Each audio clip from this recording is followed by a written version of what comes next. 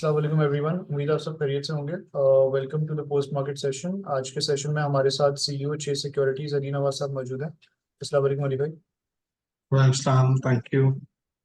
अली भाई, आज मार्केट में हमने जो है वो कंपैरेटिवली काफ़ी बुलिश सेशन देखा। लास्ट वीक हम मार्केट में जो है वो एक सेल ऑफ रहा था, मंदी का रुझान रहा था। इस हफ्ते जो है वो की शुरुआत जो है वो पॉजिटिव नोट पे हुई है। ऑल्दो रोल ओवर वीक है, पीपल वर एंटिसिपेटिंग के कुछ बदले की पोजिशंस भी थी, फ्यूचर रोल ओवर भी था, तो उसमें मार्केट जो है वो करेक्शन वगैरह कंटिन्यू कर सकती थी। पर एक अच्छी अपसाइड देखी हमने आज मार्केट में। तो मार्केट का जो है वो आज की मार्केट का हल्का सा जो है रिव्यू दे दिए। जी, देखिए मार्केट में हमने देखा कि लास्ट वीक जो पॉलिटिकल अनसर्टेनिटी थी उसकी वजह से मार्केट ने काफ़ी करेक्ट कर लिया था और लेवरेज पोजीशन हमने देखा कि लास्ट वीक में काफ़ी रिड्यूस हुई है और सेल ऑफ भी आया। हाउएवर जब ओवर द वीकेंड थोड़ी सी सर्टेनिटी इस हवाले से आई कि शायद कोई डिसीजन हो गया है गवर्नमेंट बनाने पर दो पार्टीज के दरमियान। और उसके बाद अब सिंस मार्केट में स्टॉक्स ने भी 25-30% करेक्शंस अपनी ले ली है और काफ़ी अच्छी वैल्यूएशंस पर आ गए हैं। खास तौर पे ईएनपी कंपनीज जिसमें सर्कुलर डेट रेजोल्यूशन की जो स्टोरी थी, स्टॉक था, वो शायद अब मटेरियलाइज नहीं हो सका। बट गोइंग फॉरवर्ड उसके फंडामेंटल्स तो अट्रैक्टिव हैं और स्टॉक्स तो 2 से ढाई टाइम्स प्राइस टू अर्निंग्स पर इस करेक्शन के बाद दोबारा आ गए हैं।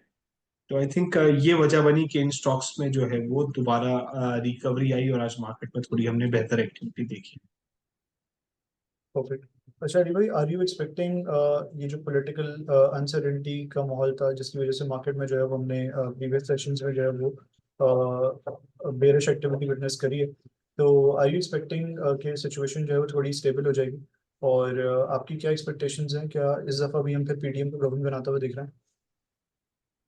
जी, देखिए लग ये रहा है कि गवर्नमेंट जो है वो फॉर्म हो जाएगी।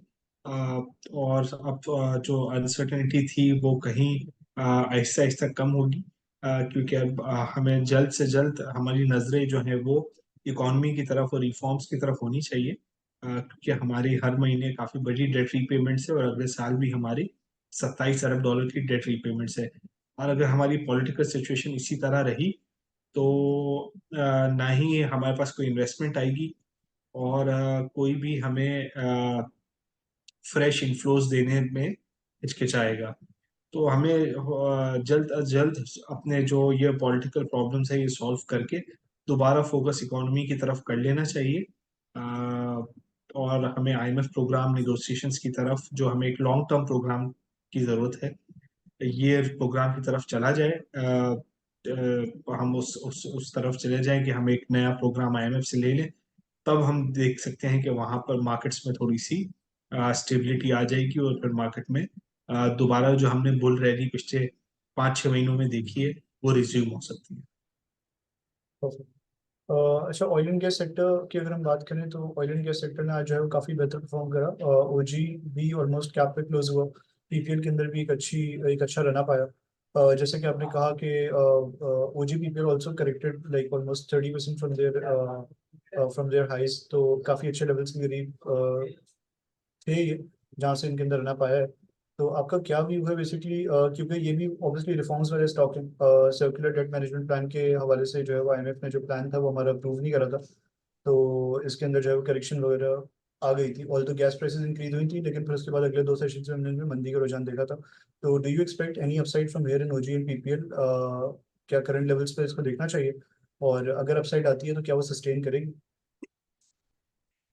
देखिए, ओजी और पीपीएल में जो सर्कुलर डेट स्टॉक पाइल को क्लियर करने की जो एक प्लान सबमिट हुआ था वो किसी वजह से एग्जीक्यूट नहीं हो सका।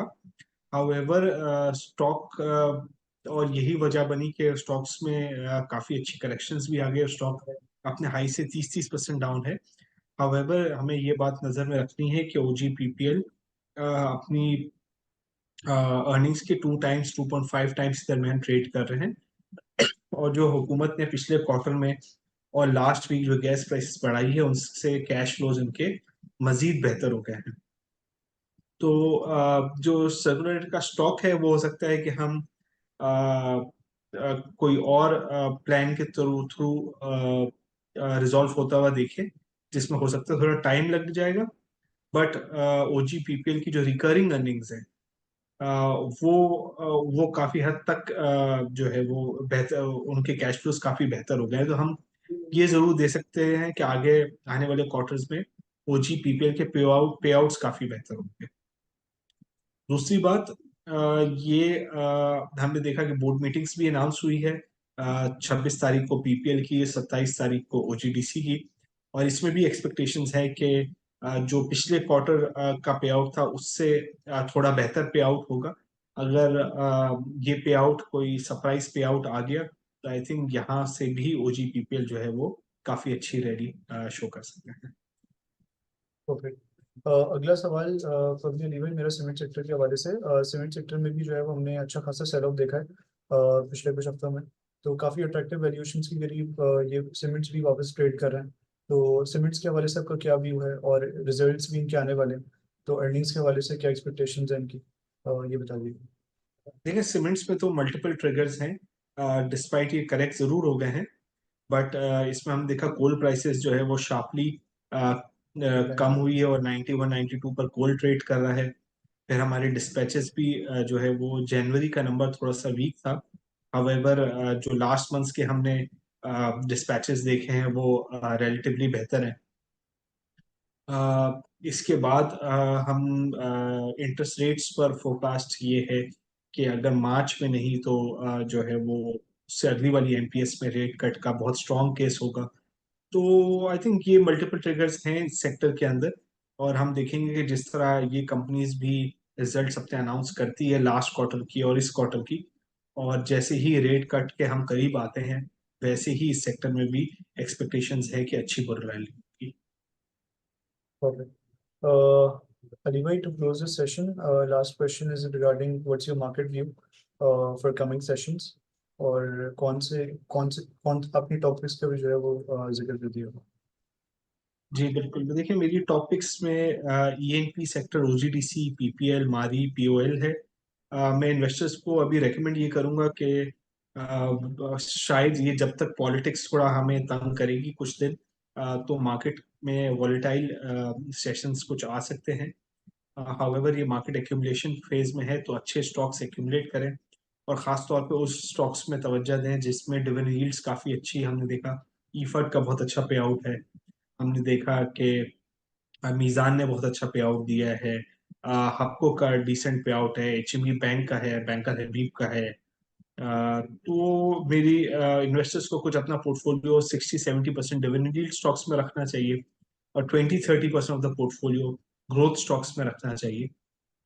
तो ये, और ग्रेजुअली वो अगले कुछ दिनों में इस तरीके से पोर्टफोलियो अपना बिल्ड करेंगे और एक्यूमुलेट करेंगे।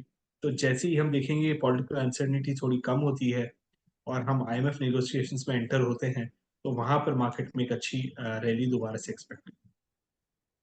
Okay. Thank you so much, Ali bhai, for participating in this session. Allah thank you, Hafiz. Thank